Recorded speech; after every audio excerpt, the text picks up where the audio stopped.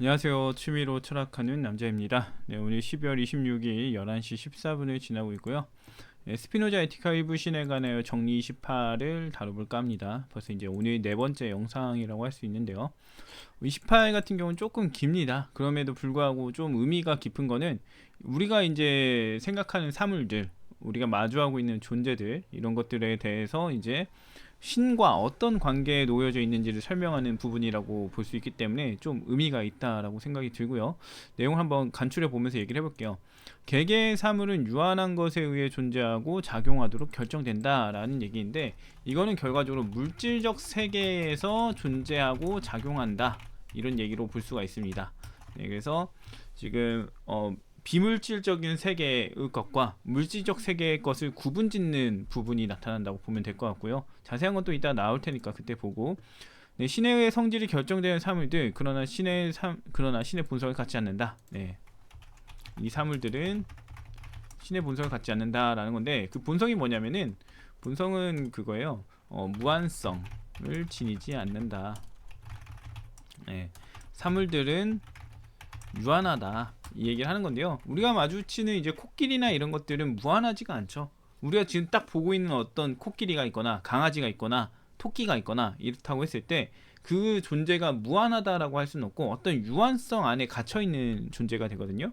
그렇다 보니까 신에 의해서 나타난 거는 무조건 무한성을 지닐 수밖에 없어요. 신이 직접적으로 관여했거나 신의 일부인 거는 무한성을 지닐 수밖에 없는데, 우리가 현실에서 마주하는 것들은 다 유한할 수밖에 없다는 거예요. 그렇다 보니까 이것들은 신에 의해서 성질이 결정이 되긴 하지만, 실체에 의해서 성질이 결정되긴 하지만 신의 본성을 갖지 않는, 무한성을 갖지 않는다라는 얘기가 나오게 됩니다. 네, 그 다음 보게 되면은 이제 존재하는 사물들은 신의 속성이 변형한 것이다 라는 얘기인데, 그럴 수밖에 없죠. 이제 무한한 실체에서부터 성질이 물질화 되면서 이제 존재들, 뭐 코끼리나 닭이나 이런 것들이 나타나는 거죠. 네. 그렇다 보니까 그 무한한 것에서부터 어떤 변화를 겪고서 나타나는데, 물질화를 겪으면서 나타나게 돼요. 그래서 우리가 마주하는 사물들이나 이런 존재들은 실체에서부터 이제 물질화 과정을 거쳐 나타난 것이다, 이렇게 생각을 하시면 될 것 같습니다. 그래서 신의 속성이 어떻게 됐다? 변화됐다라고 볼 수가 있어요. 실체가 변화됐다, 비물질적인 게 물질화됐다, 구체화됐다, 현실화됐다, 이렇게 얘기를 하게 됩니다. 그다음 존재하는 사물은 속성의 변용에서만 생겨난다, 얘기를 하는데요. 그렇죠. 속성 그 자체로서는 있을 수가 없어요. 변용을 통해서만 나타날 수밖에 없습니다. 마찬가지의 내용인 거고요. 네, 어떤 것의 원인이 되는 것들 역시 다른 원인의 영향하에 있다, 얘기를 하는데요.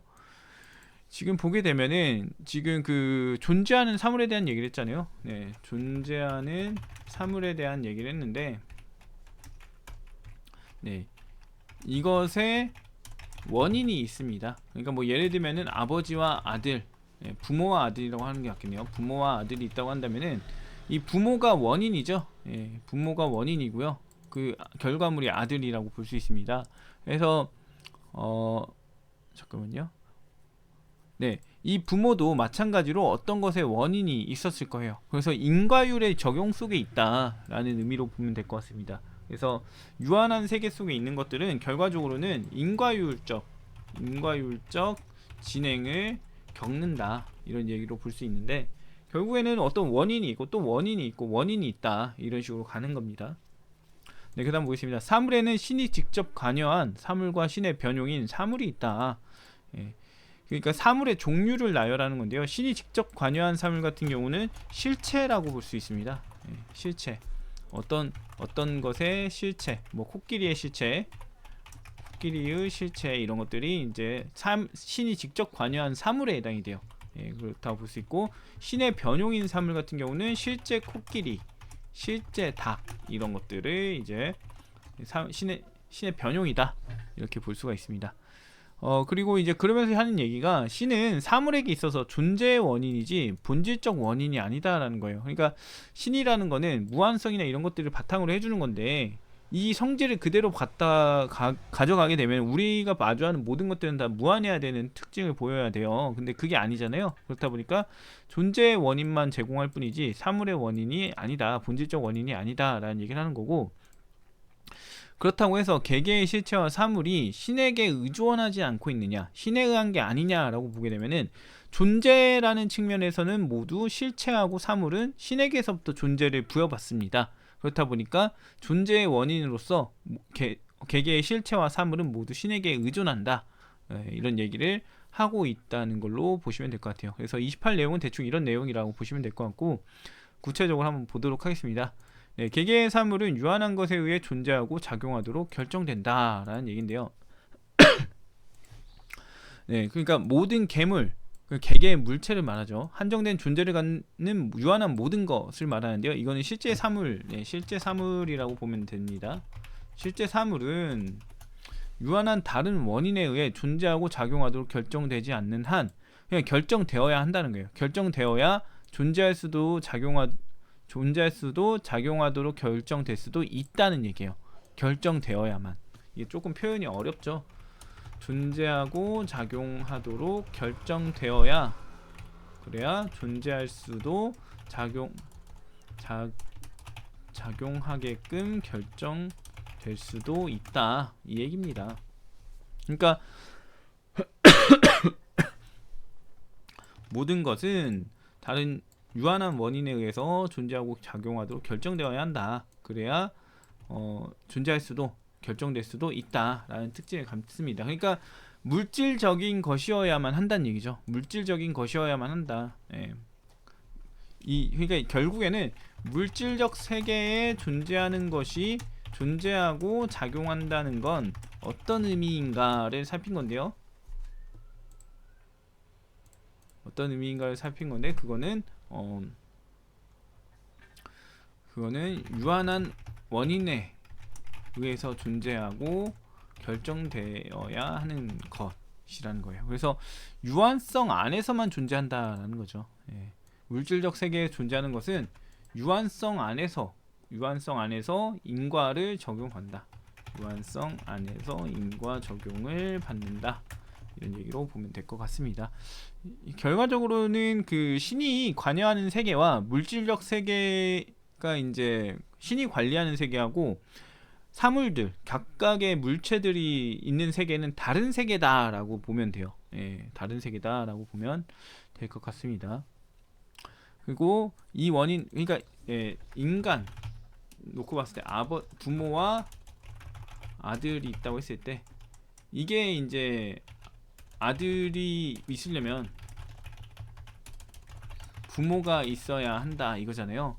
근데 지금 우리가 논의한 대로 보면은 신이 있으면 아들도 있을 수 있다 하는 식으로 갈 수 있지만, 신이 있기에 아들이 있을 수는 없다. 왜냐면 물질적인 유한한 것 속에서는 유한한 것이 작용 원인이 될 수밖에 없으니까 그 얘기를 하는 거예요. 그래서 물질 세계는 신에 의해서 신이 완전히 관여하지 않는다. 예, 이런 의미. 물질 세계는 신이 완전히 관여하지 않는다. 이 얘기를 좀 짚어야 합니다. 왜냐면은 이게 그 좀 잘못 이해될 수 있는 거예요. 범신론이 제가 불가능하다는 얘기가 뭐냐면, 범신론이 가능하다면은 신이 세계에 관여하고 있다라고 가야 돼요. 네, 세계에 관여하고 있다. 세계의 존재들에 관여하고 있다로 가야 되는데, 신은 실질적으로는 실체로서 그 세계에 영향을 미칠 뿐이지 세계 자체, 세계에 대해서 직접 영향을 미치고 있지 않습니다. 예, 미치고 있지 않다는 거예요. 그렇다 보니까 뭔가 약간 그 신의 영향을 약간 그 전환해주는 뭔가가 있어요. 예, 전환해주는 뭔가가 있고, 그 전환된 거를 받아들이는 게 세계다. 이렇게 나아가기 때문에 이걸 범신론이라고 말할 수 있냐라고 보게 되면 범신론이다라고 보기는 어렵다는 거예요. 신의 일부가 아니에요. 이건 신의 일부면 다 무한해야 되기 때문에. 근데 유한하다 그랬잖아요. 그렇다 보니까 이거를 조금 우리가 생각해야 합니다. 네, 그걸 생각하면서 봐야지, 안 그러면은 오해를 낳고 범신론이라는 이상한 이해를 갖게 되는 것 같아요. 아무튼 그 다음 보겠습니다. 그리고 또 이 원인도 한정된 존재를 갖는 유한한 다른 원인에 의해 존재하고 작용하도록 결정되지 않는 한 존재할 수도 작용하도록 결정될 수도 없다. 예. 이 물질적 세계에 존재하려면 유한한 다른 원인에 의해서 존재하고 작용하도록 결정되어야 한다는 거예요. 근데 이 기본되는 성질은 어디서 비롯되냐면 무한한 실체에서 비롯된다라는 이상한 특징을 갖고 있는 거죠. 그래서 이 부분이 조금 어려운 부분입니다. 실체와 실체를 통한 이 세계를 바라보는 관점에서 어려운 부분은 딱 이 부분이라고 할 수 있어요. 그 부분이 조금 어려운데 아무튼 이런 내용이 나옵니다. 그 다음에 보면 신에 의해 성질이 결정되는 사물들, 그러나 신의 본성을 갖지 않는다 얘기인데요. 증명하는 부분입니다. 존재하고 작용하도록 결정된 것은 모두 신에 의해 그렇게 결정됐다. 그러니까 어떤 사물이든 뭐든 간에 존재하든 작용하도록 결정이 된다라는 것은 신에 의했다는 거예요. 그러니까 신에 의했다는 건 무한한 실체에 의해 그랬다라는 얘기거든요. 무한한 실체에 의해서 그런 것이다. 그러나 한정된 존재를 갖는 유한한 것은 신의 어떤 속성의 절대적 본성에 의해 산출될 수가 없다. 왜냐하면 신의 어떤 속성의 절대적 본성에서 생겨난 것은 모두 무한하고 영원하기 때문이다. 근데 실질적으로 우리가 마주치는 데 것들은 어떻다? 무한하지 않고 유한하며 영원하지 못하고 소멸한다, 생성소멸한다 라고 얘기를 하죠. 그러니까 신에 의해서 뭔가 성질이 결정되긴 했지만 신의 본성을 따라가진 않는다는 거예요. 우리가 마주하는 사물들은 그렇다라는 현실적인 상황에 대한 얘기를 하는 거고요. 그러므로 그것은 이제 사물이죠. 사물은 신의 어떤 속성이 어떤 양태로 변용했다고 볼 수 있는 한에서 신 또는 신의 어떤 속성에서 생겨나지 않으면 안 된다라는 얘기를 하는 거죠. 그러니까 신에 의해서 뭔가, 신이라기보다는 실체에 의해서 이제 사물들이 비롯되는데 실체는 무한성을 가지고 있단 말이에요. 그 무한한 실체가 어떤 지금 무한한 실체가 물질 세계에서 나타나게 되는데 그때 무한한 채로 나타날 수 없어요. 유한한 채로 지금 다 나타나니까 어떤 변용을 겪게 된다 이거예요. 근데 왜 이런 변용을 겪게 되는지 뭐 이런 부분이나 여러 가지 요소들은 생각할 거리가 많이 있는 부분입니다. 여기에선 설명이 나올지는 모르겠는데 아무튼 어떤 변용을 통해서 무한한 실체가 어떤 변화를 겪었기 때문에 유한한 세계 속에 있게 된다. 이런 식으로 가는 거예요. 그래서 신 또는 신의 어떤 속성에서 속성이 어떤 식으로 변화를 겪었다. 무한한 게 유한한 식으로 가는 변화를 겪게 된다 라는 얘기를 하는 걸로 볼 수 있고요. 왜냐하면 실체와 양태들 이외에는 아무것도 존재하지 않으며 양태는 신의 속성의 변용일 뿐이기 때문이다. 이렇게 얘기를 합니다. 그러니까 사물이라는 게 사물의 원인이라고 볼 수 있는 건 실체죠. 실체이고 그다음에 그 실체가 이제 여러 속성으로 뭐 코끼리의 실체, 뭐의 실체 이렇게 가긴 합니다. 그렇게 가긴 하는데 그것이 이제 또다시 이제 그걸 다 합쳐서 이제 실체라고 통치는 거죠. 실체들 전체를 말하는 거고 이 실체가 물체화 됐을 때, 구체화 됐을 때 양태가 됩니다. 그래서 대립을 시켜 본다면 비물질적 세계하고 그다음에 양태라는 거는 물질적 세계를 구성하는 거예요. 그래서 이 세계는 지금 보게 되면 세계라는 거는 비물질적 세계하고 물질적 세계밖에 없어요 라고 하는 거고 지금 이 실체가 양태에게 영향을 준다고 했기 때문에 신의 속성에 해당되는 비물질적인 것들이 어떤 식으로 변용을 겪어서 물질적 세계에 들어갔습니다 라는 얘기를 하는 거예요. 그렇게 봐야 맞을 수밖에 없습니다. 왜냐면 우리가 실체를 논할 때 실체는 전혀 변화를 겪을 수가 없고 고정된 거거든요. 무한한 거고 그렇다면 그것의 영향을 통해서 코끼리라는 게 생겨난 거 아니야 라는 걸 긍정할 수밖에 없다면은 신의 속성이 어떤 식으로 간에 세계에 들어올 때 변화를 겪게 됐더라 라고 할 수밖에 없습니다. 이 부분에서부터 이제 약간 신비주의적인 냄새가 나기는 하죠. 그렇지만 실체론에 따라 보게 되면은 이 부분을 인정할 수밖에 없어요. 그 신비주의적인 부분을 어떻게 하면 구체화할 것인가, 이 부분이 필요한 부분이긴 한데 이게 개념적인 영역에서 나오는 문제인지 아니면 뭔 문제인지는 정확하게 저도 잘 모르겠어요. 이거는 좀 어려운 문제이긴 합니다. 풀기가 쉬운 문제는 아니에요. 그래서 아무튼 그렇다라고 볼 수가 있고요. 그 다음에 존재하는 사물은 속성의 변용에서만 생긴다라는 내용인데요.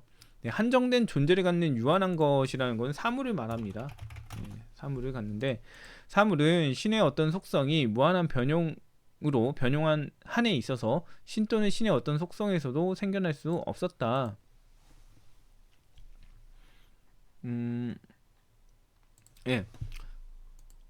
그러니까 유한한 사물이 유한한 사물이 영원하고 무한한 변형으로 변용한 한에 있어서 신의 속성에 의해서는 생겨날 수가 없다는 거죠. 이제 영원성과 무한성에서는 생겨날 수가 없다. 유한하니까 그 얘기를 하는 거고요.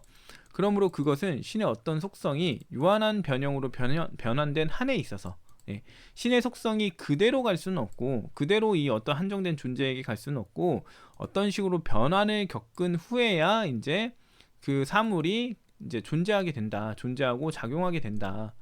그런 얘기를 하는 겁니다. 그래서 유한한 것, 사물은 신의 속성이 변형되어서 생겨난 것이라고 해야 한다. 이게 첫 번째 점이라는 걸 얘기했는데 보게 되면 그렇죠. 처음에 보게 되면은 모든 괴물, 한정된 존재를 갖는 유한한 모든 것은 유한한 다른 원인에 의해 존재하고 작용하도록 결정되지 않는 한 존재할 수도 작용하도록 결정될 수도 없다. 그 얘기를 했는데 정리해보면 한정된 존재를 갖는 유한한 모든 것은 유한한 다른 원인에 의해 존재하고 작용되도록 결정되어야 존재할 수도 작용할 수도 있다. 이 얘기가 나왔죠. 예. 잠깐만요. 어디까지 했더라? 여기까지 했던 것 같네요. 예, 여기까지 했었죠.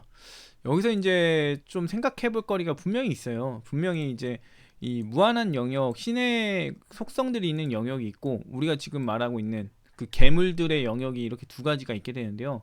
무한한 것이 어떻게 유한한 영역에 작용하게 되는지에 대한 설명은 실체주의에서 없습니다. 실체를 긍정하는 입장에서는. 그렇다면 이게 문제인 거예요. 무한한 것이 어떻게 유한한 영역에서 작용할 수 있는가? 이게 좀 문제가 됩니다. 무한한 세계가 있다면은 유한한 세계도 존재해야 되는 상황이 놓이게 되는데요. 이것들을 지금 어떻게 구체적으로 설명할 수 있는가? 이게 없습니다. 그래서 약간 조금 이게 어려운 점이라고 할 수 있는데 이건 뭐 철학 공부하다 보면 풀어지겠죠. 네, 언젠가.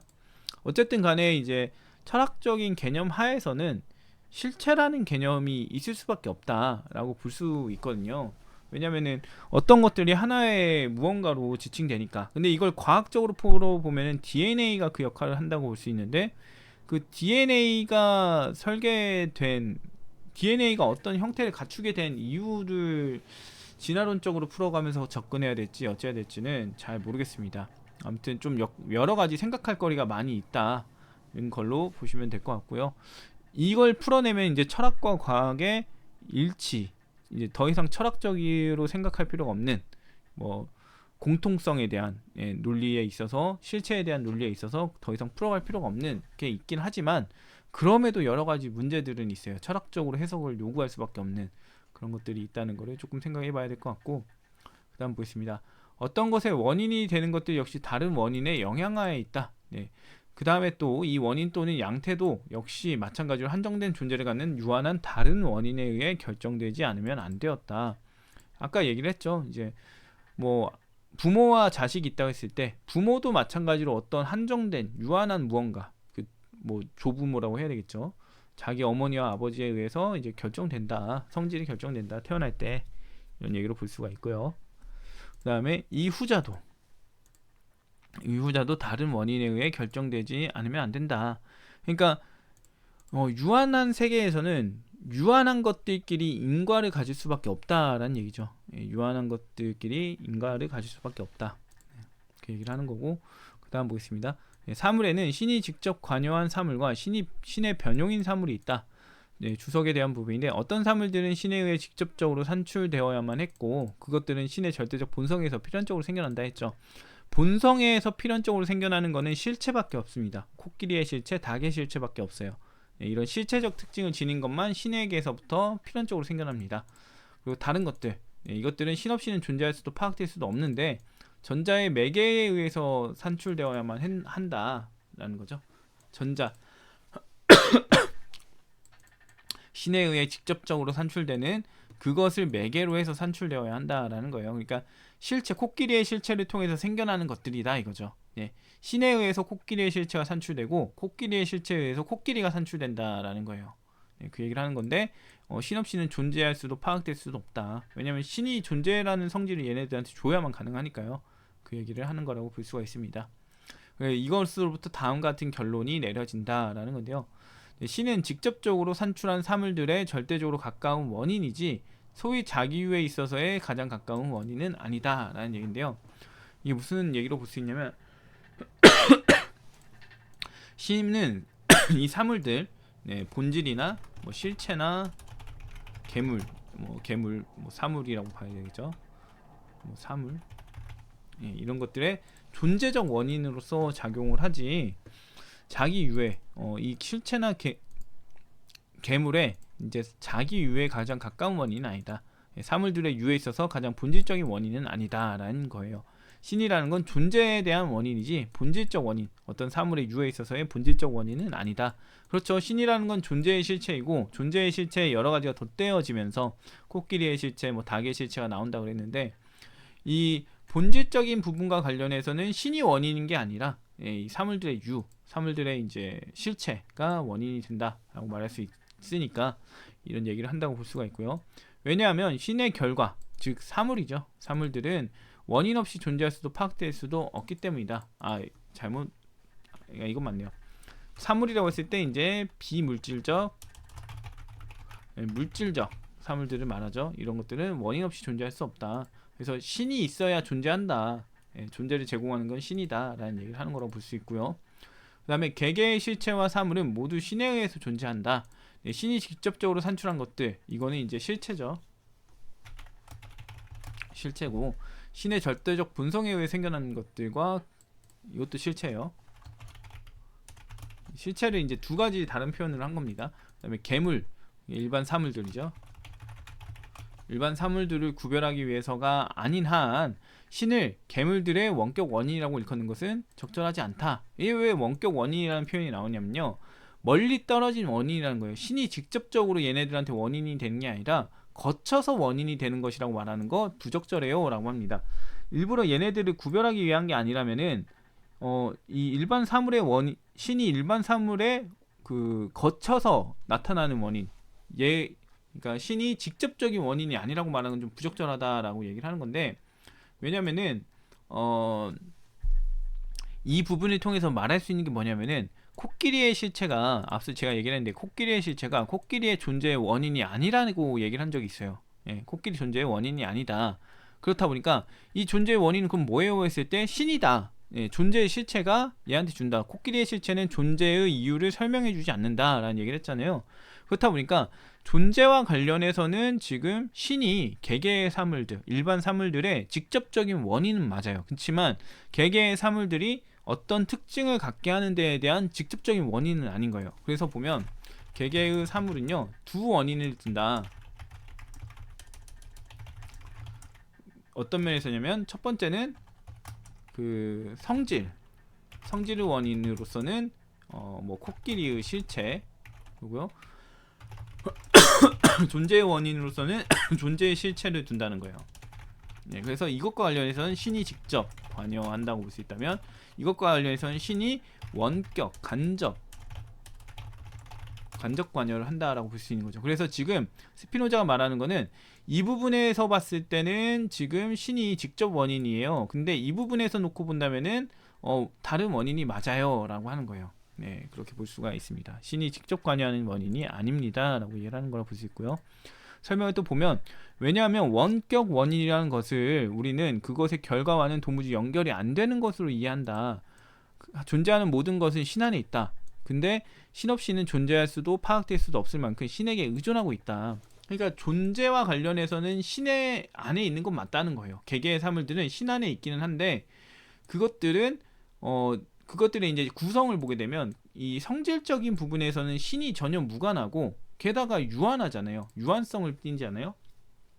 유한성을 띠니까 직접 원인이 아니네. 지금 이게 유한성 때문에 이 문제가 생기는 거죠. 예, 유한성. 개개의 사물의 성질의 원인은 이거고, 그 다음에 하나를 더 했어야 되네요. 유한성.